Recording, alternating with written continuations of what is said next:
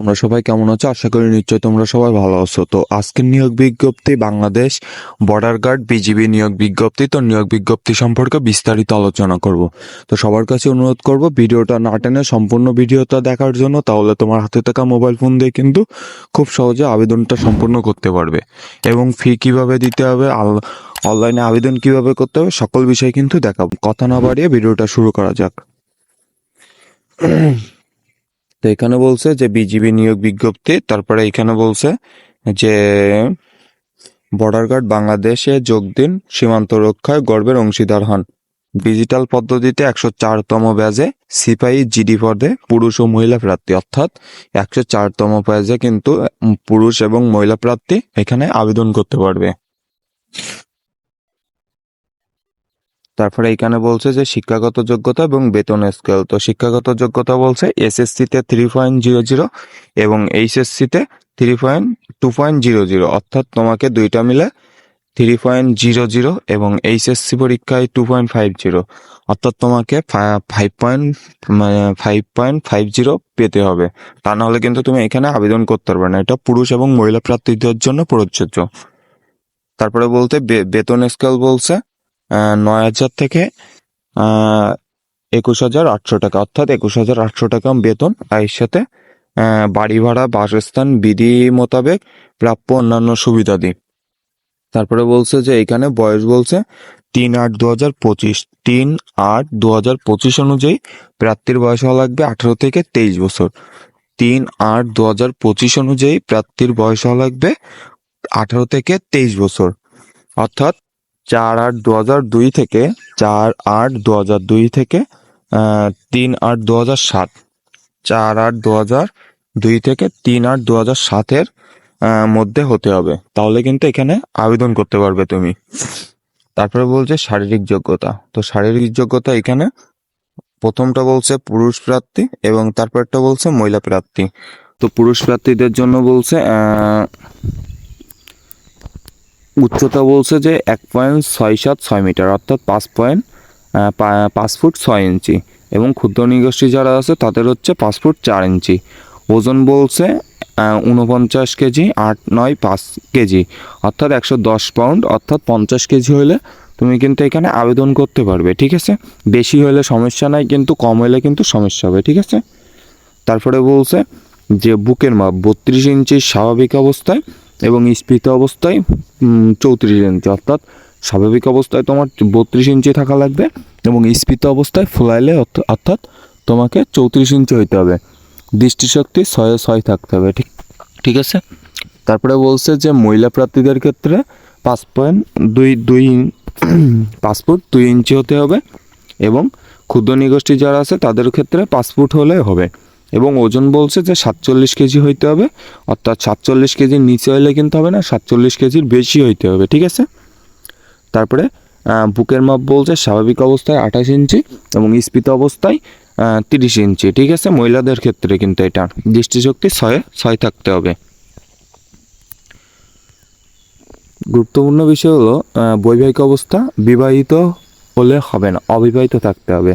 তালাকপ্রাপ্ত গ্রহণযোগ্য না, অর্থাৎ তোমার বিবাহ হয়েছে, তালাক হয়ে গেছে, এরকম প্রার্থী কিন্তু এখানে গ্রহণযোগ্য নয়। ঠিক আছে, তারপরে বলছে যে এখানে যে তাদের আসন কম বেশি করতে পারে।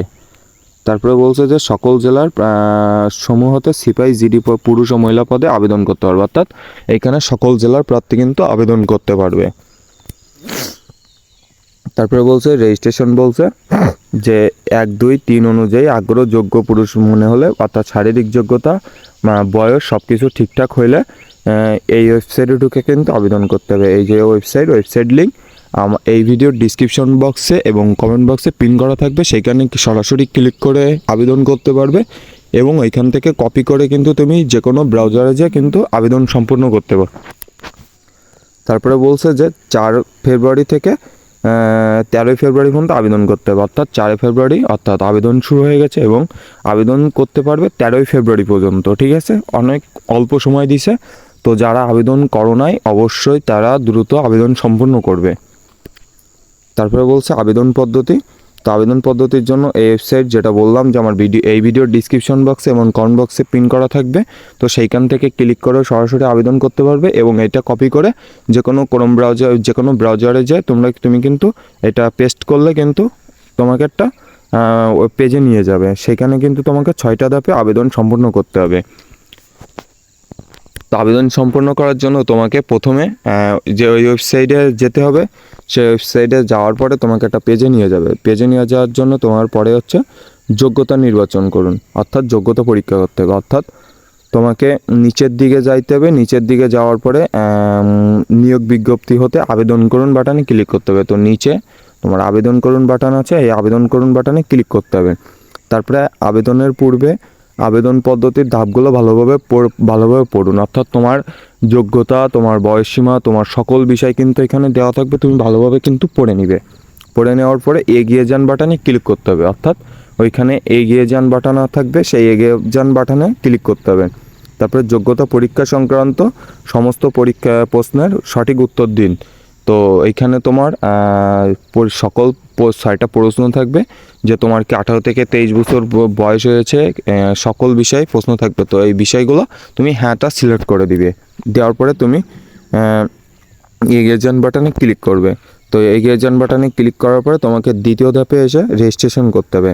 তো দ্বিতীয় ধাপে রেজিস্ট্রেশন করার জন্য আপনি যোগ্য হলে ব্যক্তিগত মোবাইল নম্বরটি দিন, অর্থাৎ তোমার মোবাইল নম্বরটা দিতে হবে। দেওয়ার পরে যদি ইমেল ঠিকানা থাকে তো ইমেল ঠিকানা দেবা, যদি না থাকে তাহলে দেওয়ার দরকার নাই। তো এগিয়ে যান বাটনে ক্লিক করতে হবে। এগিয়ে যান বাটনে ক্লিক করার পরে তোমার আপনার মোবাইল নাম্বার প্রেরিত 4টি ওটিপি যাবে, অর্থাৎ 4 ডিজিটের একটা ওটিপি যাবে। সেই ওটিপিটা বসিয়ে যাচাই করুন বাটনে ক্লিক করতে হবে। ক্লিক করার পরে তোমাকে একটা ইউজার আইডি এবং একটা পাসওয়ার্ড দিবে। তো ইউজার আইডি এবং পাসওয়ার্ডটা সুন্দরভাবে স্ক্রিনশট দিয়ে দেবা, নাহলে কোথায় লিখে রাখবা, কারণ এটা কিন্তু তোমার পরবর্তীতে অ্যাডমিট কার্ড বলো, তারপরে তোমার এটা কিন্তু লগ ইন করতে হবে, ঠিক আছে। তো এটা সুন্দরভাবে তুমি লিখে রাখবা বা স্ক্রিনশট দিয়ে নেবা। নেওয়ার পরে তুমি এটা লগ ইন পেজে যাওয়া, লগ ইন পেজে যাওয়ার পরে ইউজার আইডি এবং পাসওয়ার্ড দিয়ে তুমি কিন্তু এইখানে প্রবেশ করবা। প্রবেশ করার পরে তোমাকে দ্বিতীয় ধাপে আবেদন সম্পন্ন করতে হবে, আবেদন ফি সম্পন্ন করতে হবে। তো আবেদন ফি সম্পন্ন করার জন্য তোমাকে প্রথমে যাইতে হবে লগ ইন অপশানে, অর্থাৎ ইউজার আইডি এবং পাসওয়ার্ড দিয়ে লগ ইন বাটনে ক্লিক করতে হবে। ক্লিক করার পরে ভর্তি কার্যক্রমের বাটনে ফি প্রদান করুন বাটন আসবে। তো ফি প্রদান করুন বাটনে ক্লিক করতে হবে। তো বাটনে ক্লিক করার পরে তোমাকে 56 টাকার একটা SMS দিবে, যে এখানে 56 টাকা করতে হবে। অর্থাৎ মোবাইল ব্যাঙ্কিংয়ের মাধ্যমে তুমি কিন্তু খুব সহজে 56 টাকা পেমেন্ট করবা। 56 টাকা তুমি যদি কম্পিউটার দোকান থেকে করো তাহলে কিন্তু তোমার কাছে 100 টাকা নেবে, কিন্তু তুমি যদি মোবাইল থেকে করো তোমার কিন্তু 56 টাকা বিকাশ অথবা রকেট অথবা নগদ যেটাই রাখবা না কেন তোমার কিন্তু হয়ে যাবে। তো তোমাকে আবেদন ফি প্রদান করুন বাটনে ক্লিক করার পরে এখানে তোমাকে নেট ব্যাঙ্কিং থাকবে, মোবাইল ব্যাঙ্কিং থাকবে। তো মোবাইল ব্যাঙ্কিংটা তুমি সিলেক্ট করে নেবা, তারপরে তুমি নগদ থেকে দিলে নগদ, বিকাশ থেকে বিকাশ, তো সেটা দিবা। দেওয়ার পরে তোমার যে মোবাইল নাম্বার থেকে তুমি টাকাটা পেমেন্ট করবা সেই মোবাইল নাম্বারটা দিবা। দেওয়ার পরে তোমাকে পিন চাইবে, তো পিনটা তুমি দিয়ে দেবা। পিন দেওয়ার পরে কনফার্মে দিয়ে দিবা। কনফার্ম দিলে কিন্তু তোমার আবেদন টাকাটা কিন্তু কেটে নেবে। নেওয়ার পরে কিন্তু আবেদন ফি কিন্তু প্রদান সম্পন্ন হয়ে যাবে। যাওয়ার পরে তোমাকে চতুর্থ ধাপে শিক্ষাগত যোগ্যতা যাচাই করতে হবে। তো শিক্ষাগত যোগ্যতা যাচাই করার জন্য প্রথমে তোমার থাকবে শিক্ষা বোর্ড, তারপরে পরীক্ষার বছর থাকবে, পরীক্ষা রোল নাম্বার থাকবে, রেজিস্ট্রেশন নাম্বার থাকবে। তো তুমি সুন্দর করে শিক্ষা বোর্ডটা তোমার যে বোর্ডটা সেই বোর্ডটা দিয়ে দেবা, পরীক্ষার হারটা বা বছরটা দিয়ে দেবা, তারপরে রোল নাম্বারটা দিয়ে দেবা, রেজিস্ট্রেশন নাম্বারটা দিয়ে দেবা, দিয়ে যাচাই করুন বাটনে ক্লিক করতে হবে। ক্লিক করার পরে তোমার তথ্য সঠিক হলে SSC এবং HSC সম্মান পরীক্ষার তথ্যগুলো পুনরায় চেক করুন, এর সঠিক তথ্য প্রদান করুন। তাহলে তুমি সুন্দরভাবে দেখে নিবা। দেখে নেওয়ার পরে টেকনিক্যাল বোর্ডের জন্য সকল প্রার্থীর রেজাল্ট অনলাইনে পাওয়া যায় না, এর সে সকল প্রার্থীর আবেদন সময় শিক্ষা বোর্ড অন্যান্য সিলেক্ট করতে হবে। অর্থাৎ তোমাকে বোর্ড সিলেক্ট করার জন্য যারা টেকনিক্যাল বোর্ডে আছে, অর্থাৎ জেনারেল না ভোকেশনাল বা কারিগরি বোর্ডে যারা আছে তাদেরকে অন্যান্য সিলেক্ট করবা। অন্যান্য সিলেক্ট করার পরে তোমাকে পঞ্চম ধাপে নিয়ে যাবে। পঞ্চম ধাপে নিয়ে যাওয়ার পরে তোমাকে এখানে ব্যক্তিগত তথ্য বা তথ্য প্রদান ও ছবি আপলোড, অর্থাৎ তোমাকে ব্যক্তিগত তথ্য এবং ছবি আপলোড করতে হবে। তো প্রথমেই বলছে শিক্ষা সংক্রান্ত তথ্যগুলো সঠিক হলে আপনার নাম ও প্রয়োজনীয় তথ্য স্বয়ংক্রিয়ভাবে পূরণ হয়ে যাবে। তো তোমার নাম এবং তোমার কিন্তু প্রয়োজনীয় তথ্য কিন্তু পূরণ হয়ে যাবে। তারপরে তোমাকে ফর্মে থাকা ইনপুট ফিল্ডগুলোতে ব্যক্তিগত তথ্য প্রদান করতে হবে, অর্থাৎ তোমার এখানে ব্যক্তিগত পিতার নাম, মাতার নাম সকল বিষয় কিন্তু তুমি সুন্দরভাবে প্রদান করা সদ্য তোলা পাসপোর্ট সাইজের ছবি দিতে হবে। তো পাসপোর্ট সাইজের ছবি তুমি কিন্তু সুন্দরভাবে তোমার তোলা সেইখান থেকে ফাইল ইমেজে ক্লিক করলে কিন্তু তোমার ইমেজ ফাইল দেখাবে, সেই ফাইল থেকে কিন্তু তুমি ছবিটা দিয়ে দেওয়া। দেওয়ার পরে আমার দেওয়া সকল তথ্য চেক করুন বাটন বক্সে ক্লিক করে পরবর্তী ধাপে এগিয়ে যান বাটনে ক্লিক করতে হবে। ক্লিক করার পরে তথ্যে কোনো ভুল থাকলে তথ্য পরিবর্তন করুন বাটনে ক্লিক করবে, অর্থাৎ পরবর্তী ধাপে তুমি কিন্তু তথ্য ক্লিক করবা পরিবর্তন যদি করতে চাও। যদি না করতে চাও তাহলে পূরণ করার দরকার নাই, এগিয়ে যান বাটনে ক্লিক করতে হবে। তারপরে তথ্য যাচাই করুন, একবার তথ্য সাবমিট করার পরে তার পূরণ করা যাবে না, এখানে ক্লিক করতে হবে।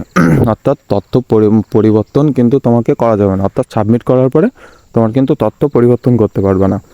তারপরে বলছে সমস্ত তথ্য সঠিক হলে আপনি কি আপনার তথ্য জমা দিতে চান, বক্সে ক্লিক করে সাবমিট বাটনে ক্লিক করতে হবে। অর্থাৎ তোমার সকল তথ্য যদি ঠিকঠাক থাকে তাহলে সাবমিট করুন বাটনে ক্লিক করলে কিন্তু তোমার আবেদন কার্যক্রম সম্পন্ন হয়ে যাবে। তো এই ছিল হচ্ছে আবেদন কার্যক্রম।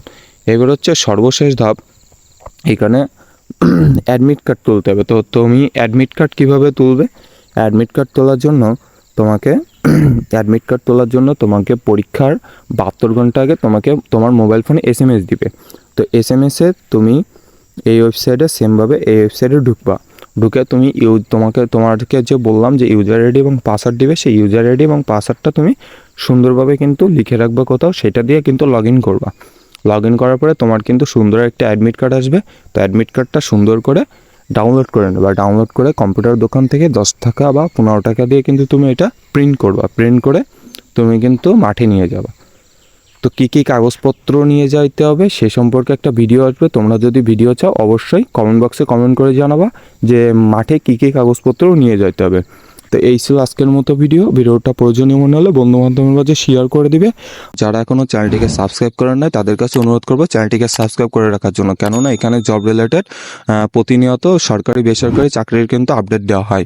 তো সবাই ভালো থাকবে, সুস্থ থাকবে, দেখা হবে পরবর্তী ভিডিওতে।